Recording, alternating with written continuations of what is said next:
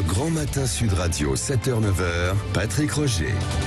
Et l'invité ce matin, Stéphane Troussel, président du département de Seine-Saint-Denis et porte-parole du Parti Socialiste. Bonjour Stéphane Troussel. Bonjour. L'impasse sociale sur la réforme des retraites, quelle mobilisation aujourd'hui? À qui profite la crise? Pas à la gauche, ou à la NUPS du moins, mais plutôt Marine Le Pen, selon un sondage que nous allons voir. Nous allons aussi aborder une autre question très concrète, notamment dans votre département, c'est le RSA. Comme attendu, la réunion entre l'intersyndicale et Elisabeth Borne a tourné court hier, les portes ont claqué. Est-ce qu'il y a une véritable crise démocratique? Oui, dit Laurent Berger, non, affirme Emmanuel Macron. Ce n'est pas ça une crise démocratique. Quel est votre sentiment, vous, Stéphane Troussel? Oui, à l'évidence, il y a une crise démocratique quand, face à un mouvement social de cette ampleur, face à une intersyndicale qui frappe par son unité, sa détermination, sa sérénité, face à des mobilisations qui toutes ont été marquées par vraiment beaucoup de sérieux et de gravité, et que finalement hier on assiste à une réunion qui se voulait être une main tendue mais qui finalement n'était qu'une stratégie d'enfumage. Oui, on peut parler de crise démocratique quand à l'issue de ces mobilisations le pays reste à un niveau de désapprobation de cette réforme. 70% des Français qui sont toujours opposés à cette réforme. Il y a à l'évidence une surdité du pouvoir qui conduit, oui, à cette crise démocratique. Les ministres sont chaque jour empêchés de se déplacer. Ils annulent des déplacements, des initiatives. Mais c'est quoi la démocratie? La démocratie, c'est prendre des décisions qui font plaisir au peuple, alors, uniquement? Ou est-ce que parfois il faut gouverner en prenant des décisions qui sont impopulaires, quoi? Je vous pose la question, Stéphane Troussel. D'abord, chacun doit se souvenir des conditions de l'élection d'Emmanuel Macron. Chacun devrait se souvenir de l'entre-deux-tours où Emmanuel Macron, y compris sur cette question, la réforme des retraites, avait été obligé de faire quelques pas de côté par rapport à son projet de recul de l'âge légal de la retraite. Et aujourd'hui, il ne se souvient plus des conditions de son élection. Il ne se souvient plus qu'il y a donc près de 70% des gens qui se sont mobilisés, y compris en votant pour d'autres candidats que lui au premier tour de l'élection présidentielle. Bon, si justement on refaisait cette élection présidentielle, c'est un sondage avec des intentions de vote, sondage IFOP fiducial pour le Figaro Magazine et Sud Radio, eh bien Marine Le Pen serait largement en tête devant Emmanuel Macron à 31%, 25% pour Emmanuel Macron qui résiste malgré tout dans tous les autres cas de figure avec des candidats comme Édouard Philippe, Bruno Le Maire ou Darmanin par exemple ou Bayrou, elle serait en tête largement. Et là on s'aperçoit dans ce sondage aussi que Jean-Luc Mélenchon serait en recul, mais que s'il y avait plusieurs candidatures en fait de gauche, ce serait peut-être un petit peu mieux. Quel enseignement, qu'est-ce que vous déduisez de ce sondage? Alors évidemment c'est un sondage et avec toutes les précautions, mais c'est une photo parce que vous utilisez bien le sondage pour dire que 70% des Français sont opposés à la retraite aussi. D'abord, Patrick Roger, vous avez utilement précisé que on ne va pas tirer des conclusions hâtives d'un sondage. Qu'est-ce que ça dit? Que d'abord qu'une gauche éclatée, c'est une gauche éliminée.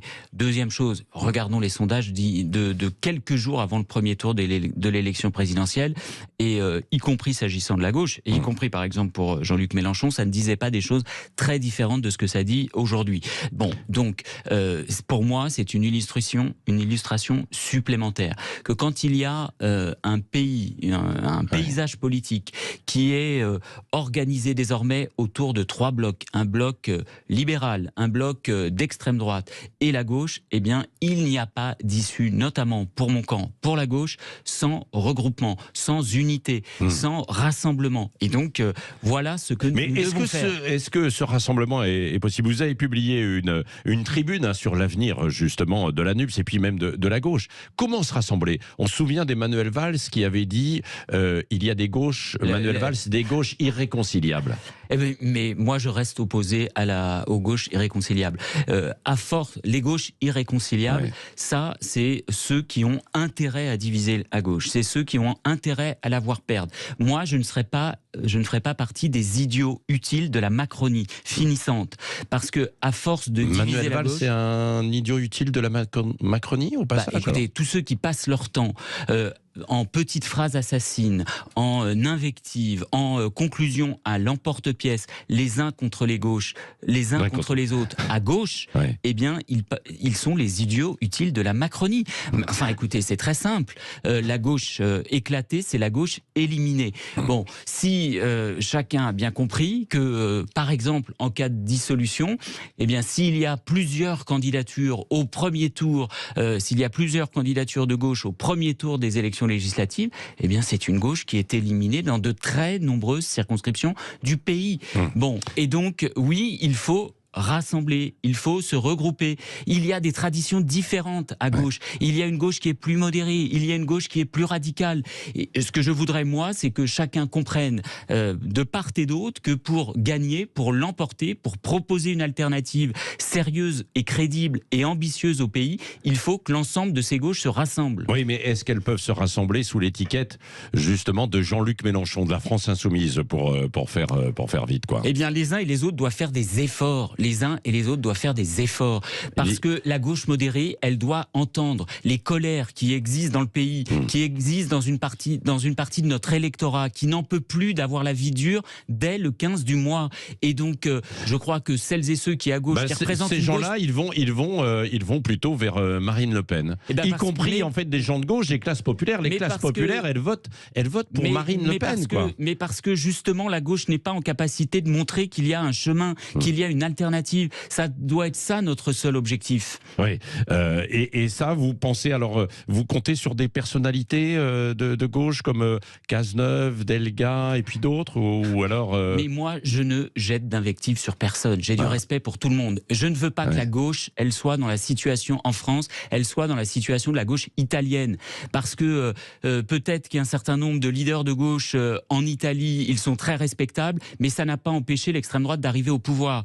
Donc oui, il faut entendre que, encore une fois, il y a dans notre électorat une gauche radicale qui exprime des colères légitimes, et donc il faut que, on va dire, la tradition que je représente en étant au Parti Socialiste, plus social-démocrate, plus modéré, qui a une forme d'aversion presque culturelle à la radicalité, elle ne doit pas sous-estimer cette colère qui existe dans le pays. Et à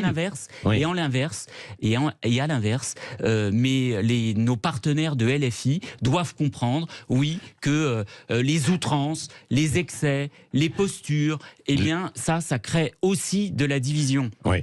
Un mot encore sur la réforme aussi des retraites et la contestation. Est-ce que vous pensez qu'il va y avoir une mobilisation forte aujourd'hui, ou que finalement il y a un essoufflement du mouvement dans l'attente aussi de la décision du Conseil constitutionnel dans 10 jours? Au contraire, moi je souhaite que l'attente de cette décision du Conseil constitutionnel le 14 avril prochain, ça soit un élément au contraire de mobilisation supplémentaire aujourd'hui, pour vraiment qu'il y ait un signal fort de la détermination, de la sérénité, de l'unité du mouvement social, y compris des forces politiques qui soutiennent, qui sont derrière ce mouvement social, pour, je l'espère, qu'il y ait une décision du Conseil constitutionnel, à la fois sur la loi, mais aussi sur cette proposition de référendum d'initiative partagée, qui nous permettent de faire reculer le gouvernement et de faire que cette réforme soit retirée, tout simplement parce qu'elle est injuste, elle est injustifiée, elle est brutale. Injustifiée. Alors, injustifiée, Stéphane Troussel, il y a ces chiffres, par exemple, ce matin sur les centenaires, 30 000, et puis ça va doubler. Et il y a une population qui vieillit. Comment fait-on pour assurer justement le régime des retraites? Bon, on va pas refaire tout le débat des retraites, mais quand même en 2 mots. Mais tout simplement, à la fois, on va chercher un certain nombre de recettes supplémentaires, et deuxième chose, on remet de la justice. On remet de la justice. Enfin, écoutez, c'est quand même extraordinaire. Cette réforme, elle touche principalement ceux qui ont commencé à travailler tôt. Moi, j'ai eu la chance de faire des études supérieures. Donc, avec 43 années de cotisation, de toute façon, la question pour moi, c'est pas les 64 ans. Puisque, avec 43 années de cotisation, je sais très bien que je vais devoir travailler jusqu'à 66, 67, voire 68 ans. Mais enfin, c'est pas moi, c'est pas vous et moi la question. C'est ceux qui n'ont pas eu la chance de faire des études supérieures, qui ont commencé à bosser à 17, 18, 19, 20 ans, et qui ont Donc il exercé faudrait des tout métiers reprendre, durs. quoi. Et puis c'est un peu retraite à la carte, alors. Peut-être aussi avec le système de points. Justice. Il faut encore une fois remettre de la justice. Il faut remettre de la justice et il faut tenir compte de la pénibilité, des carrières hachées, de la situation notamment des femmes, des inégalités salariales qui structurent la situation qui ensuite sera la nôtre au moment de la retraite. Oui. Stéphane Troussel, il y a l'expérimentation du RSA, c'est-à-dire on conditionne le RSA à 15-20 heures d'activité par semaine pour remettre le pied à l'étrier. En tout cas, c'est la philosophie de ce texte qui a été lancé par le ministre du Travail, Olivier Dussopt. Dans un premier temps, vous aviez dit oui, banco, avec le département, on y va, et plutôt non, et aujourd'hui vous dites non. Pourquoi ? Qu'est-ce qui a changé entre-temps ? Vous savez, moi, je suis un pragmatique. Ouais. Donc quand on met quelque chose sur la table, je vais voir, je discute, j'essaye de comprendre.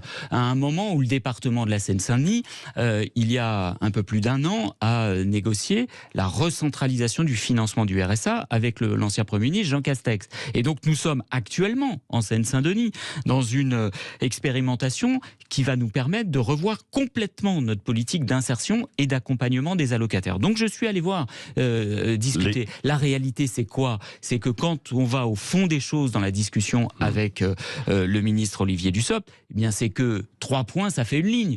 Réforme de l'assurance chômage, réforme des retraites, et maintenant ce projet de loi France Travail, c'est la même vision rétrograde du travail. Et donc, par ailleurs, une expérimentation France Travail du ministre Olivier Dussopt qui engage des discussions, mais qui annonce d'ores et déjà un projet de loi ficelé, bouclé, c'est plus une expérimentation. Quand on fait une expérimentation, on expérimente, on évalue, et en fonction des résultats, on essaye, on voit ou pas si on généralise. Là, en même temps que le ministre Dussopt nous proposait des expérimentations, son collègue porte-parole du gouvernement, Véran, nous annonçait le projet de loi déjà décidé du RSA sous condition. Ah, donc l'expérimentation, c'était de l'enfumage, alors, si je vous suis. Exactement, c'est la même méthode. C'est la même méthode. Ouais. Eh bien ça, ce n'est pas possible. Et par ailleurs, je constate que nous sommes en désaccord profond sur ce qu'il faut faire pour accompagner les allocataires. Oui, mais du RSA. sur le fond, vous n'êtes pas d'accord. On conditionne pour essayer de remettre au plus près de l'emploi certains Français qui sont éliminés, qui sont éliminés du marché du travail aujourd'hui. C'est un peu ça, quoi. Mais parce que quand on est allocataire du RSA, il y a des situations différentes. Il y a des gens qui sont potentiellement et immédiatement employables, et puis il y en a d'autres qui ont été isolés, qui ont des difficultés de santé, qui ont des difficultés de logement, c'est des femmes isolées avec enfants, et donc par exemple on ne peut pas leur appliquer à elles et à eux les mêmes règles qui sont appliquées par Pôle emploi qui fait de la radiation massive et arbitraire. Ouais. Donc oui, il faut qu'il y ait des dispositions d'accompagnement qui soient beaucoup plus adaptées à la réalité de chacun des allocataires. Et donc ce que je constate et ce qui nous a conduit à nous retirer, c'est qu'effectivement il y a une volonté d'aligner la situation des allocataires du RSA à terme sur les mêmes règles du jeu que pour les demandeurs d'emploi. Ça ne me paraît pas adapté. Oui, Stéphane Troussel, vous êtes président de la Seine-Saint-Denis. C'est la Californie. C'était Emmanuel Macron qui l'avait dit, la nouvelle Californie de la France. Il se porte comment, votre département, aujourd'hui ? Parce que cette petite phrase d'Emmanuel Macron avait fait du mal ou pas, d'ailleurs ? Le département de la Seine-Saint-Denis, il est dans une situation, j'ai envie de dire, ambivalente. C'est-à-dire que je crois que c'est un territoire qui, plus qu'aucun autre, va connaître dans la décennie qui vient de grandes transformations avec des investissements publics et privés qui vont changer la réalité. Les Jeux Olympiques, c'est chez vous. Les Jeux Olympiques et Paralympiques, la Coupe du Monde de rugby au mois de septembre, les gares du Grand Paris Express, un tiers des 200 km de métro et des gares de ce nouveau métro autour de Paris qui sont en Seine-Saint-Denis, un grand hôpital à Saint-Ouen, le nouveau campus universitaire à Aubervilliers, les ateliers Mudécis à Clichy-sous-Bois. Donc c'est des millions et des milliards alors qu'on déverse sur la Seine-Saint-Denis. Donc il faut que cette transformation, elle change la réalité quotidienne vécue par les gens. Mais pour ça, il faut aussi que les politiques publiques, l'éducation, la police et la justice, accompagnent ces transformations en termes de moyens, en termes d'action, en termes de projets, d'initiatives pour changer la réalité quotidienne et faire que cette transformation, elle profite aux habitants. La police et la justice, parce qu'il y a beaucoup beaucoup aussi de trafic de drogue. On parlait énormément de Marseille, mais chez vous, dans votre département, Noisy-le-Sec, etc., il y a eu récemment encore des fusillades en permanence, des affaires qui se passent dans des différents quartiers. Est-ce qu'il faudrait légaliser le cannabis? Quel est vous qui êtes au cœur en fait le trafic de stupéfiants, ça pourrit la vie quotidienne des habitants des quartiers populaires. Ça pourrit, mais en même temps, ça en fait vivre certains aussi. Ne l'oublions pas. Ce ne sont pas les coups de menton. Ce ne sont pas les coups de menton des ministres de l'Intérieur successifs qui y changeront quoi que ce soit. Donc, il y a la réalité. C'est que ces coups de menton successifs des ministres de l'Intérieur, eh bien, ça se traduit par le fait qu'il n'y a toujours pas plus d'enquêteurs, de policiers, de magistrats dans un département comme la Seine-Saint-Denis si je compare à la situation de Paris intramuros. Bon, donc d'une part, moi j'exige que justement face à ces trafics qui gangrènent la réalité d'un certain nombre de quartiers, eh bien oui, il y ait des enquêteurs, des policiers, des magistrats en nombre suffisant pour démanteler les réseaux, pour s'attaquer à ces réseaux. Mais on démantèle un réseau à un endroit, il se nourrit après ailleurs. Il faudrait effectivement enfin ouvrir ce débat sur la légalisation du cannabis. Parce qu'il y a des réalités qui sont expérimentées, par exemple, testées dans d'autres pays européens. Je pense au Portugal, je pense à d'autres pays encore en Europe, ou même dans certains États des États-Unis, qui montrent qu'il faut mener ce débat parce que ça produit aussi des résultats. On dit aussi en même temps qu'on laisse ces réseaux et tout parce que, évidemment, il y a une économie souterraine qui existe toujours et sinon que ça exploserait, serait encore pire. Écoutez, ça c'est insultant pour les habitants. Non mais certains, attendez, certains qui en vivent, pas tous, les habitants de ces quartiers, ils veulent vivre sereinement, ils veulent vivre paisiblement, ils veulent vivre en pouvant justement disposer de. Donc ils fuient ceux qui veulent vivre paisiblement parce qu'il y a trop d'insécurité, quoi. Il n'y a pas assez de moyens, ce que vous dites, quoi. Il faut justement que ça ne se contente pas de coups de menton, mais il faut s'attaquer à la racine de ces trafics. Merci Stéphane Troussel, le président du département de Seine-Saint-Denis, porte-parole du PS, qui était l'invité de Sud Radio ce matin.